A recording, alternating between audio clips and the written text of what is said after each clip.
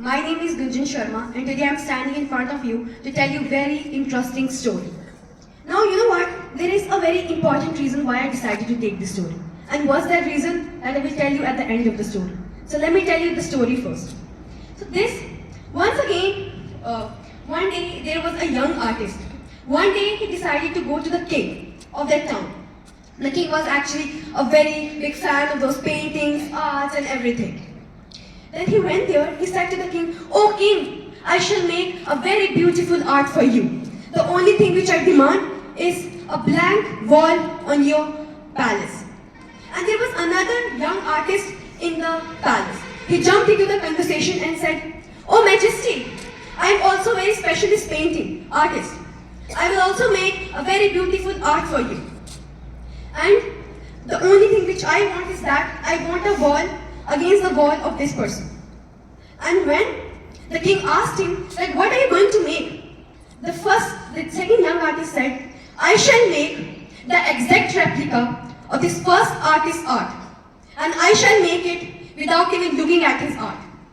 And the only thing which I want to demand is that you put a thick curtain in front of both the walls and put guards there to see whether I will cheat or not." The king, everyone in the palace was really surprised, very confused. How can this be possible that he will make the exact replica without even looking at the art?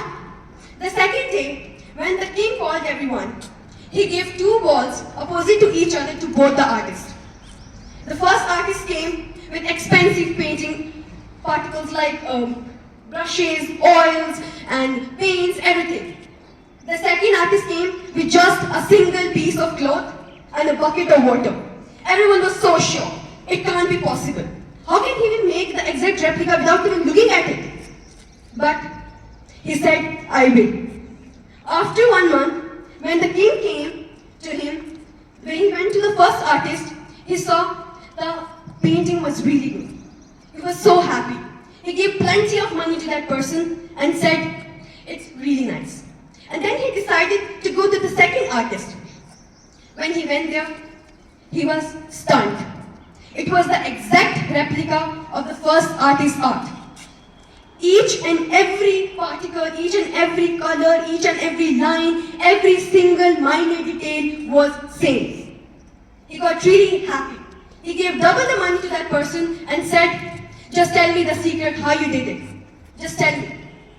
The young artist replied, "It was really easy, Your Majesty. I just polish the marble tiles every day so that it will shine like a mirror and it will reflect the painting of the other wall. And that's how I did it." The king got really happy. The king got really shocked at the mind games of that young artist. And after the story, what's that extraordinary thing we learned from the second young artist?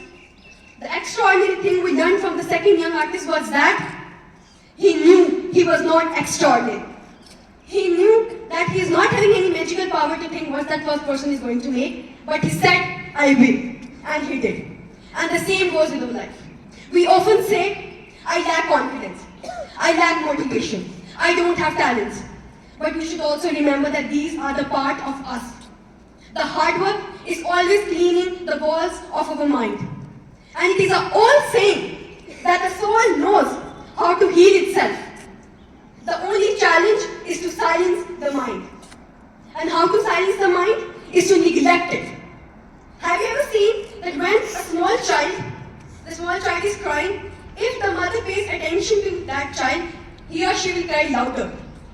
But if the parent, the mother, neglects it, ignores it by saying it's just a normal thing, after some time, the cry of that child will come down. He'll start shutting up. And why so? The same goes with our life. When we start focusing on the negative chanters of our mind, it gets louder. But when we ignore it, it gets calmed down. It calms down. And what's the negative chanters that the youth of today is facing is that negative chanters like, "I can't do it. She's better than me. He's better than me." Every negative chanters, and these negative chanters are always ready to keep us down, to pull us back, and to push us back. All these things. And these never let us come in front of everybody.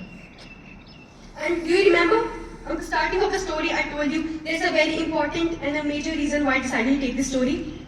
It's because today morning, even yesterday when I got to know that I have to speak a story in front of you, the first thing that came to my mind was that I can't do it.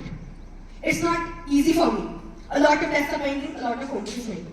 The first thing that came to my mind. And I remember this story saying, silence the mind, neglect the negative chanters, and you will be unstoppable. That's what I believe. Thank you so much.